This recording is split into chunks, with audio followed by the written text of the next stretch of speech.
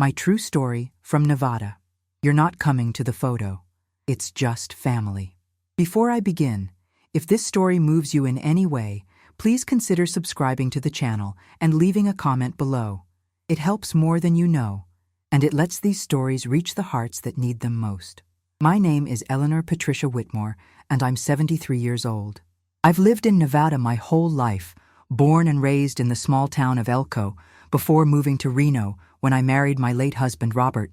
I've watched this desert state transform from mining towns to bustling cities, seen the seasons change the landscape from golden to silver and back again. Today, sitting in my favorite chair overlooking the Sierra Nevada mountains, I want to tell you about the moment that shattered my world and how it ultimately saved my life. For over 50 years, I was the foundation upon which my family was built. When my children Michael and Sarah were small, our two-story house on Maple Street was the heart of every celebration.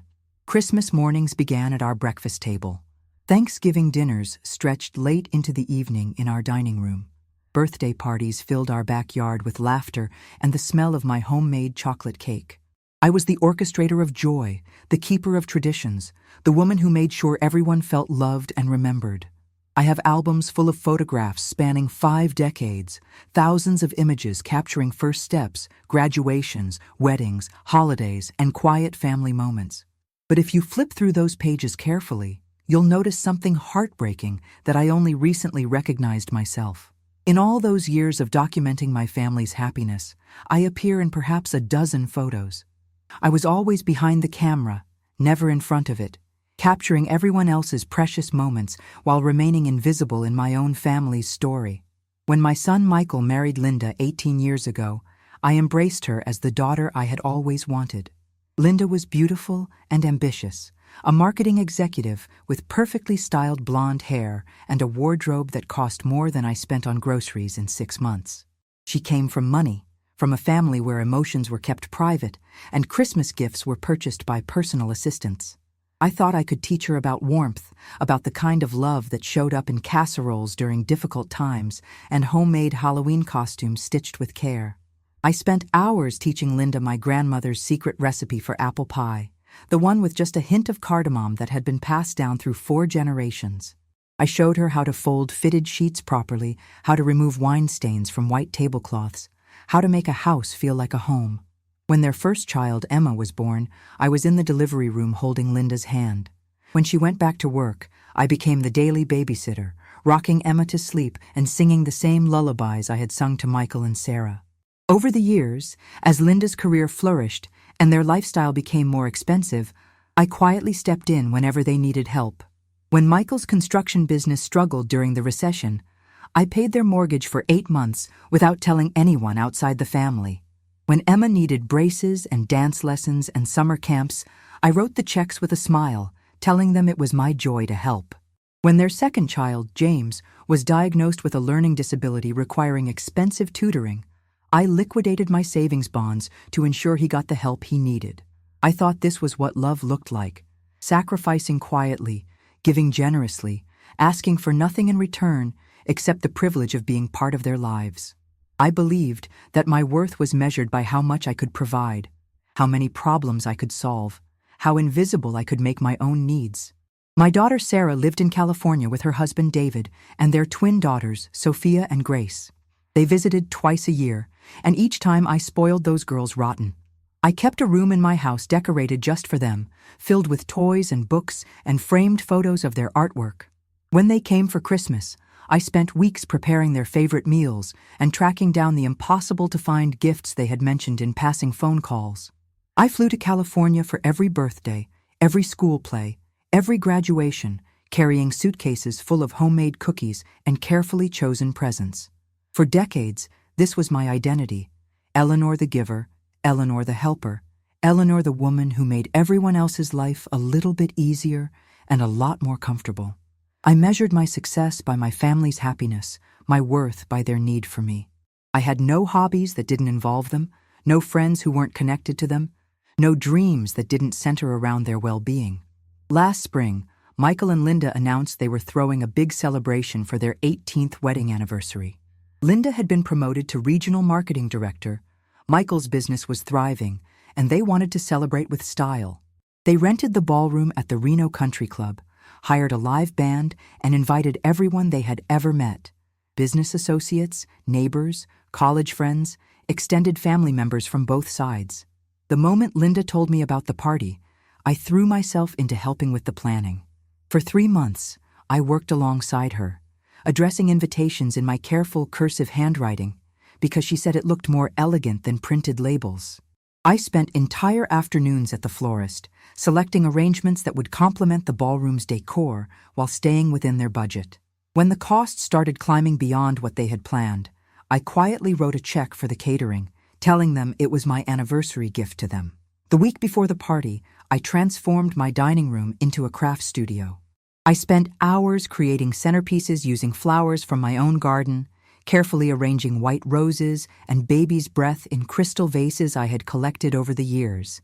My arthritic hands cramped as I tied dozens of silk ribbons, but I pushed through the pain because I wanted everything to be perfect for them. The night before the party, I stayed up until 4 a.m. putting finishing touches on place cards and ensuring every detail was exactly as Linda had envisioned. On the evening of the celebration, I felt proud and excited as I watched the ballroom fill with guests. My family looked radiant: Michael handsome in his new suit, Linda stunning in a dress that cost more than my monthly Social Security check, Emma elegant in a black cocktail dress that showed off her college sophistication, and young James proud in his first real grown-up suit. I had helped make this evening possible, and seeing their joy felt like the greatest reward I could ask for. I wore a dress I had bought specifically for this occasion, a soft lavender silk that Linda had once complimented me on years earlier. I had my hair styled at the salon that morning, and even splurged on a manicure, wanting to look my best for such an important family milestone. Throughout the evening, I mingled with guests, sharing stories about Michael and Linda's early years, laughing at old memories, and feeling genuinely happy to be part of their celebration. As the night wound down, Linda began organizing the traditional anniversary photos. She had hired a professional photographer, a tall man with expensive equipment who had been capturing candid moments throughout the evening. Now it was time for the formal family portraits that would hang in their home for years to come. Linda moved around the ballroom like a director, gathering family members and arranging them in perfect compositions. She called Michael to the center, then positioned Emma and James on either side of their father. She beckoned to Michael's sister Sarah and her family, who had flown in from California just for this celebration. She arranged the grandchildren by height, adjusted posture, and smoothed hair with the precision of someone accustomed to controlling every detail. I stood nearby, checking my appearance in the dark window and smoothing any wrinkles from my dress. I was ready to take my place in the family portrait, excited to finally be included in one of these formal photographs instead of being the one taking them. After 18 years of welcoming Linda into our family, after countless holidays and celebrations and quiet moments of support, I was ready to stand with them as the matriarch who had helped build this beautiful family. But as I took a step toward the group, Linda turned to me with a smile that didn't reach her eyes. "Eleanor," she said, her voice carrying clearly across the suddenly quiet ballroom, "you're not coming to the photo. It's just for family." Time stopped. The words hit me like a physical blow, stealing the breath from my lungs and making my knees weak. Around me, the ballroom seemed to go silent, even though I knew the band was still playing soft background music. I felt every pair of eyes in the room turn toward me, some shocked, others embarrassed, a few looking away in discomfort.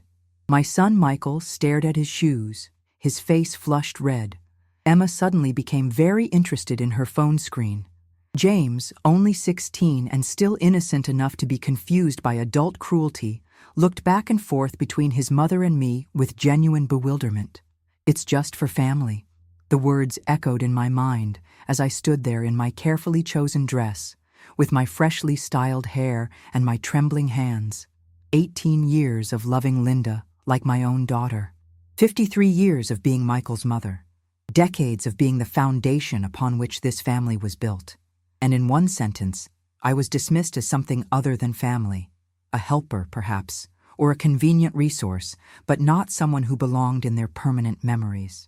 I wanted to speak, to remind Linda of all the times I had been there for her, all the ways I had supported their family, all the love I had poured into their lives without asking for anything in return. I wanted to ask Michael how he could stand there silently while his wife excluded the woman who had given him life and spent every day since trying to make his life better. I wanted to demand an explanation, to fight for my place in that photograph, but I didn't do any of those things. Instead, I nodded with as much dignity as I could muster and walked away. I found an empty chair at a table near the back of the ballroom, sat down heavily, and watched from a distance as my family posed for their perfect portrait. Through the photographer's lens, I saw them smile and laugh, creating a memory that would hang on their walls forever, a memory that declared definitively that I was not part of their story. The drive home that night was a blur of tears and confusion. I kept replaying Linda's words, wondering if I had misunderstood, if there was some explanation that would make sense of what had happened. But there was no misunderstanding. After 18 years of marriage, after I had paid for their house and their children's education and their anniversary party, Linda had made it clear that I was not family in her eyes. And my son, the boy I had raised and sacrificed for, had stood silently and allowed it to happen. I sat in my kitchen until dawn, surrounded by decades of family photographs spread across my table. Every Christmas morning, every birthday party, every graduation and celebration, I had documented it all with love and care. But looking at them now with new eyes, I saw the heartbreaking truth I had been blind to for so long. I was the ghost in my own family's story, the invisible woman who made everyone else's happiness possible while never quite being worthy of inclusion herself. The pain was so deep it felt physical, like someone had reached into my chest and carved out a piece of my heart. I had devoted my entire adult life to being the perfect mother, the perfect grandmother, the perfect helper. I had given until it hurt, sacrificed until I had nothing left, and believed that my worth was measured by how much I could provide for others. And in one moment, it had all been revealed as meaningless. But as the sun rose over the mountains that morning, something else began to grow alongside the pain. For the first time in my life, I felt angry, not sad, not confused, but genuinely, righteously angry. I was angry at Linda for her cruelty, at Michael for his cowardice, at myself for accepting so little for so long. I was angry at the decades I had spent being grateful for scraps of affection, for measuring my worth by other people's needs, for believing that love meant disappearing into service. That afternoon, I called my lawyer. "Mrs. Whitmore," Richard Henderson said when I explained what I wanted to do, "these are very significant changes to your estate planning. Are you certain you want to proceed?" I had never been more certain of anything in my life. For 20 years, my will had left everything to my children and grandchildren, my house, my savings, my investments, even my jewelry collection. But that woman who wasn't family enough for a photograph didn't deserve to inherit from someone she didn't consider family. I revised everything, leaving small sentimental gifts to my grandchildren who were still young enough to be innocent of their parents' cruelty, and designating the bulk of my estate to organizations that supported elderly women and abandoned animals. The process took several weeks, and during that time, I did something I hadn't done in decades. I focused entirely on myself. I thought about what I actually wanted from whatever years I had left. I realized that I had spent so much time being who my family needed me to be, that I had completely forgotten who Eleanor was underneath all those roles and responsibilities. I remembered the young woman I had been before marriage and motherhood consumed my identity. I had loved to paint watercolors of desert landscapes, to read poetry by the window in the late afternoon light, to take long walks through the sagebrush and watch the sunrise paint the mountains gold and pink. When had I stopped doing those things? When had I stopped being Eleanor and become just mom and grandma and the one who helps? One day, while getting my hair done at Maria's salon, where I'd been going for 20 years, my stylist mentioned a new community center that had just opened for active seniors. "It's not like those depressing old folks' homes," Maria said, working conditioner through my silver hair. "This place is different. They have art studios, gardens, even dancing. You should check it out, Eleanor. You've spent so many years taking care of everyone else. Maybe it's time to take care of yourself." The Nevada Desert Bloom senior community was nothing like what I had expected. Instead of a sterile institutional facility filled with wheelchairs and bingo games, it was a vibrant, sun-filled complex that buzzed with activity and laughter. The architecture was modern and welcoming, with floor-to-ceiling windows that showcased the desert landscape and filled every room with natural light. There were art studios equipped with professional easels and supplies, pottery wheels and kilns, a library with comfortable reading nooks, and a commercial kitchen where cooking classes happened every day. But more than the facilities, it was the women themselves who took my breath away. These weren't the defeated, invisible elderly women I had expected to find. These were vibrant, engaged, interesting women who had decided that their 70s and 80s were not going to be spent apologizing for taking up space. They wore bright colors and bold jewelry, laughed loudly at their own jokes, and treated each other with the kind of respect and affection I had been craving my entire life. I signed up tentatively for a watercolor class, thinking I might remember how to hold a brush after so many years. The instructor was a woman named Rose Martinez, who was 85 years old and had more energy than people half her age. She had wild gray curls streaked with purple, paint-stained fingers and eyes that sparkled with mischief and intelligence. When I introduced myself nervously, she welcomed me with a warmth that immediately put me at ease. "What brings you here, honey?" she asked as she helped me select brushes and showed me how to prepare my palette. "I think I forgot who I was," I said, surprising myself with my honesty. Rose smiled knowingly, and I saw understanding in her eyes that told me she had walked a similar path. "Well, you've come to the right place to remember. We're all about rediscovering ourselves here. The woman you were before everyone else decided who you should be. She's still in there, waiting for you to find her again." Over the following months, I threw myself into rediscovering Eleanor with the same dedication I had once reserved for my family's needs. I painted landscapes of the Nevada desert, capturing the subtle colors that most people missed. The purple shadows in the sagebrush, the gold light on red rock, the infinite variations of blue in the desert sky. I joined a book club that read everything from mystery novels to philosophy and discovered that I had opinions about literature that I had never been allowed to express. I started taking dance lessons from a 78-year-old former professional dancer named Carmen Rodriguez, who told me that movement was the language of the soul and that it was never too late to learn to speak it. But more than the activities, it was the relationships that truly transformed me. These women understood what it meant to be overlooked, to sacrifice your identity for others, to reach an age where society assumes you have nothing left to offer. They had stories similar to mine, children who only called when they needed money, families who treated them like convenient babysitters, decades of being taken for granted by people who claimed to love them. Yet instead of wallowing in our shared pain, we chose to celebrate each other. When Patricia's granddaughter got married without inviting her after Patricia had helped raise her, we threw Patricia her own celebration, complete with a beautiful white dress and flowers and a 3-tier cake. When Dolores's family forgot her 80th birthday entirely, we surprised her with a party that brought tears of joy to her eyes and reminded her that she was loved and valued. When Margaret's son moved her to a nursing home against her wishes, we helped her find a lawyer and fight for her right to live independently. We became each other's chosen family, offering the unconditional love and support that our biological families had failed to provide. Michael called me one evening in late November, 4 months after the anniversary party that had changed everything. I was in my kitchen preparing dinner, not a feast for 20 people, but a simple meal for one, eaten while reading a book that interested me instead of worrying about everyone else's needs. "Mom?"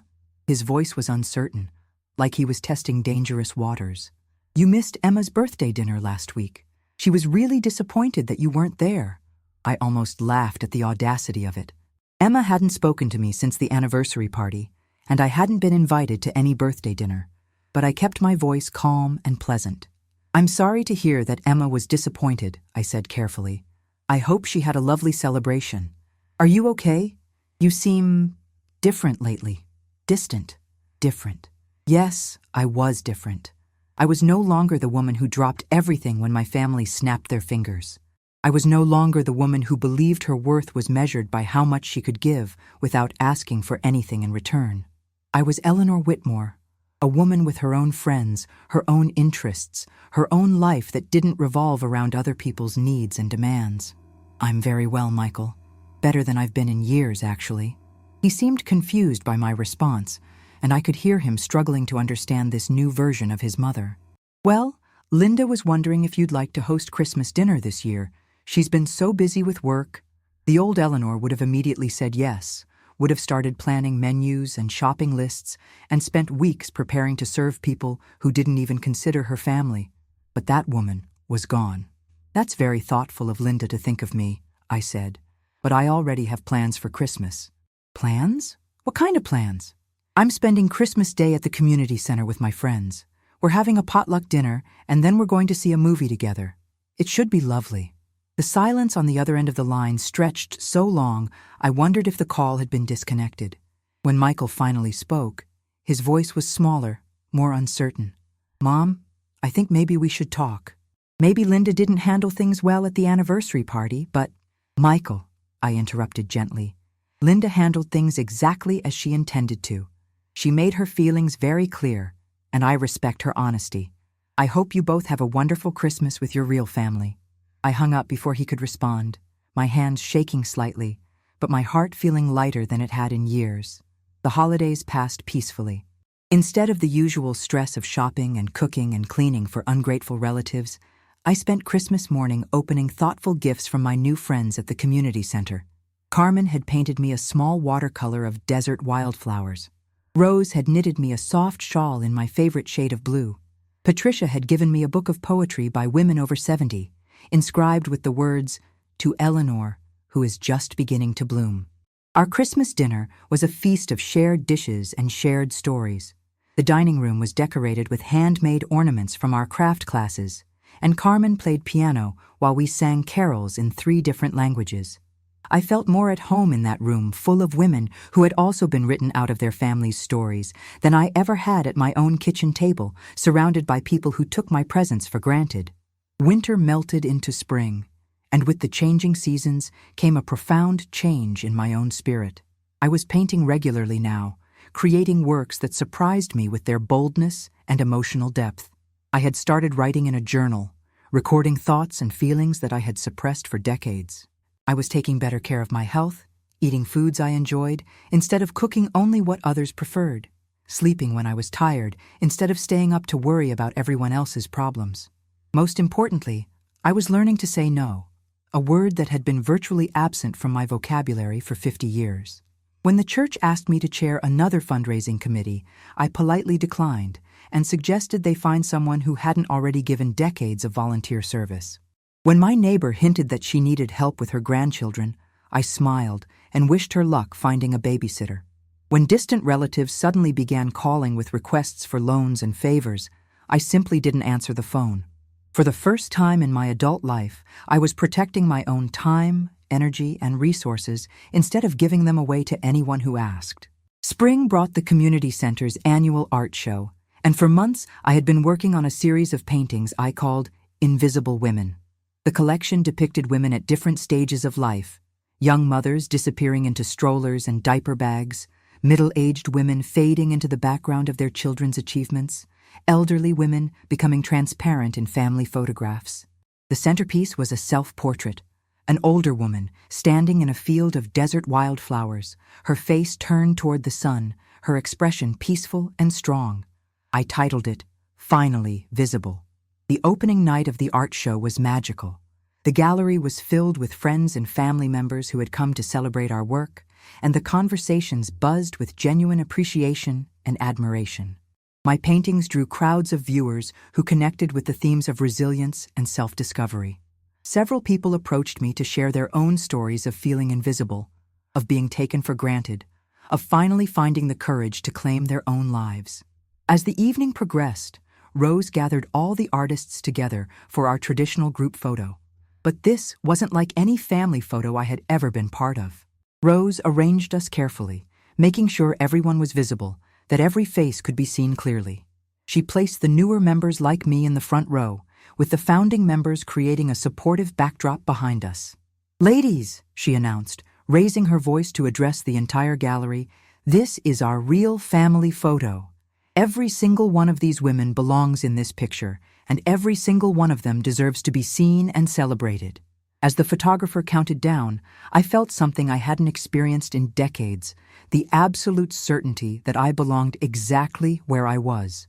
Surrounded by women who saw me, valued me, and celebrated my presence rather than taking it for granted, I was finally home. The camera flashed, capturing a moment that would hang in the community center's main hallway, a testament to the fact that I was not invisible, not forgotten, not disposable. Later that evening, as I walked to my car carrying a bouquet of congratulations roses from my new friends, my phone buzzed with a text message from Linda.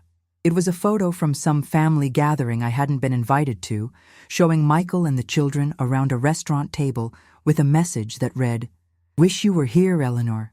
The kids are asking about Grandma." I looked at the photo for a long moment, studying the faces of people I had loved unconditionally for decades. Then, I deleted the message without responding.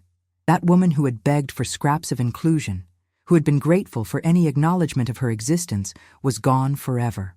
In her place stood a woman who knew her worth, who had created her own definition of family, and who would never again accept being treated as less than she deserved.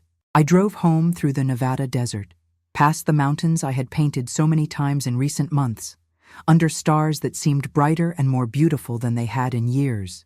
Tomorrow, Carmen and I were planning to take a pottery class together, and I was excited to try working with clay for the first time. Next week, the book club was starting a novel about a woman who reinvented her life at 75. And next month, I was organizing a birthday party for Rose, complete with decorations and homemade cake, and a photographer who would make sure every single person was included in every single picture. My real family photo hangs in my living room now, a beautiful 16x20 print showing dozens of women who understand that love is not about sacrifice and invisibility, but about mutual respect and genuine care. When I look at it, I see myself clearly for the first time in decades. I see Eleanor Whitmore, not someone's mother or grandmother or convenient helper, but a complete person worthy of love and recognition and belonging. And I smile every time I see it, knowing that the best chapters of my story are still being written, and that I am finally the author of my own life.